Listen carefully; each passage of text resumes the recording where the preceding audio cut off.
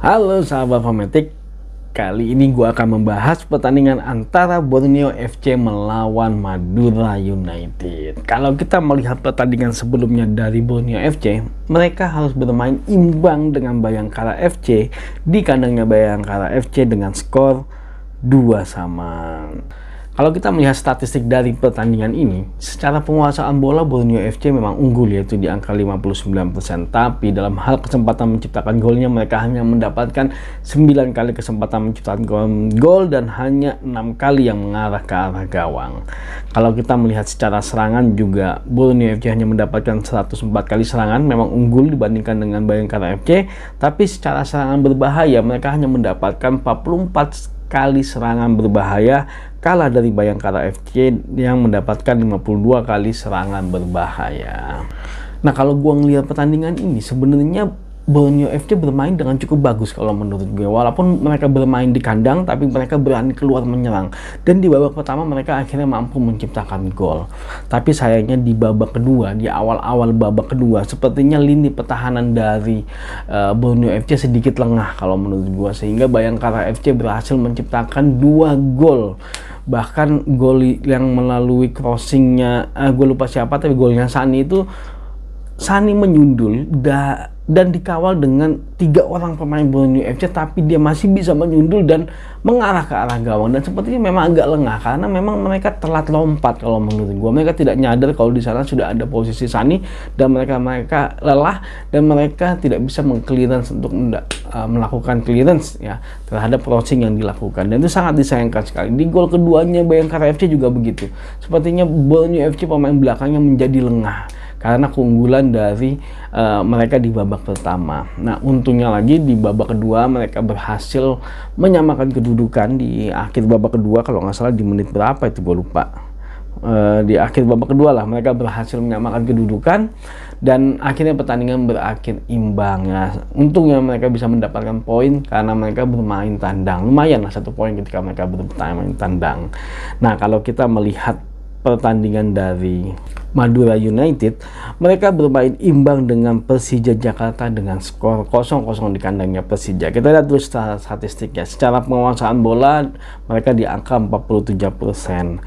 Kesempatan menciptakan gol yang mereka hanya mendapatkan 2 kali kesempatan menciptakan gol dan 2 kali mengarah ke arah gawang. Secara serangan mereka hanya mendapatkan 66 kali serangan dan mereka hanya melakukan serangan berbahaya sebanyak 25 kali serangan. Jadi walaupun sebenarnya Madura United juga sudah diperkuat lagi oleh Lulinha, salah satu pemain andalannya mereka, tapi sepertinya memang masih belum banyak perubahan karena memang baru sembuh dari cedera dan itu sangat susah untuk orang bisa kembali ke performa awalnya mereka. Dan mereka sepertinya di pertandingan ini lebih banyak keberuntungan sih kalau menurut gue yang di Madura ini, karena serangan-serangan yang dilakukan oleh Persija Jakarta sudah lebih terstruktur kalau menurut gue, dan kesempatan-kesempatan yang didapatkan itu banyak kesempatan emas. Cuman sayangnya tingkat finishingnya dari Persija Jakarta yang sangat jelek sekali kalau menurut gua.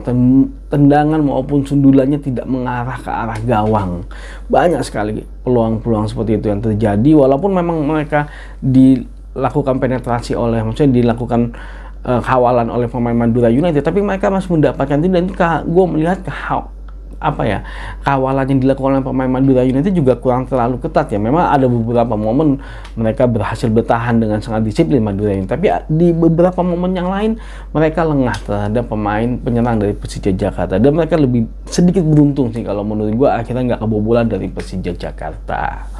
Nah, kalau balik lagi ke pertandingan antara Borneo FC melawan Madura United, kalau secara histori mereka sudah beberapa kali ketemu ya. Borneo FC sudah menang 3 kali, mereka draw 4 kali, dan Madura United berhasil menang 2 kali dari Borneo FC. Nah, kalau pertemuan mereka terakhir, Madura United lah yang berhasil menang dengan skor 1-0 melawan Borneo FC. Kalau melihat posisi klasemen sementara saat ini, Borneo FC berada di peringkat 5 klasemen sementara. Mereka berhasil 6 kali menang, 2 kali seri dan 2 kali kalah. Sedangkan Madura United saat ini berada di posisi pertama ya.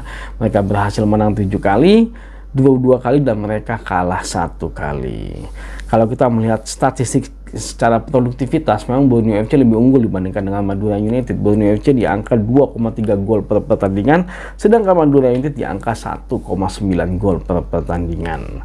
Tapi dalam hal pertahanan ternyata Madura United lebih unggul dibandingkan dengan Borneo FC. Itu mereka di angka 0,5 gol per pertandingan, sedangkan Borneo FC di angka 1,4 gol per pertandingan. Nah, kalau melihat kondisi ini sih sepertinya memang nggak jauh beda sih antara Borneo FC dengan Madura United. Borneo FC lebih baik dalam hal produktivitas, sedangkan Madura United lebih baik dalam hal pertahanan. Nah, kalau kita melihat di pertandingan sebelumnya, performa Borneo FC juga lebih bagus sih menurut gua. Cuman sayangnya mereka lengah sehingga mereka harus kebobolan dari lawannya mereka, itu Bayangkara FC. Nah, sedangkan Madura United secara lini pertahanan memang mereka solid kalau menurut gua. Tapi kemarin ketika mereka melawan Persija Jakarta, menurut gua lebih banyak ke arah beruntungnya Madura United. Dan ini mungkin harus jadi evaluasi yang cukup penting buat Madura United, karena lini pertahanan mereka sepertinya sudah mulai terbaca oleh para pemain dari lawannya mereka, dan mudah-mudahan mereka masih bisa tetap konsisten di pertahanan, apalagi ditambah lagi dengan salah satu striker mereka Lulinha juga sudah kembali, dan mudah-mudahan bisa cepat beradaptasi kembali dengan permainan dari Madura United dan mereka bisa kembali seperti performa awalnya mereka, karena saat ini menurut gua Madura United masih belum kembali ke performa awalnya mereka. Nah, balik lagi ke pertandingan ini, kalau menurut gua kemungkinannya pertandingan ini akan berakhir imbang, tapi ada kemungkinan peluang di mana Borneo FC bisa memenangkan pertandingan kali ini asal mereka tetap fokus dalam hal bertahan dan mereka bisa menyerang untuk melakukan sedikit variasi agar bisa melewati dari lini pertahanan Madura United. Tapi nanti kita lihat seperti apa hasilnya. Tapi kalau menurut gua seharusnya pertandingan ini harusnya pertandingan ini berakhir dengan imbang. Oke, terima kasih sudah nonton video ini. Jangan lupa saksikan terus berita mengenai sepak bola Indonesia di channel ini. Maju sepak bola Indonesia, Indonesia juara.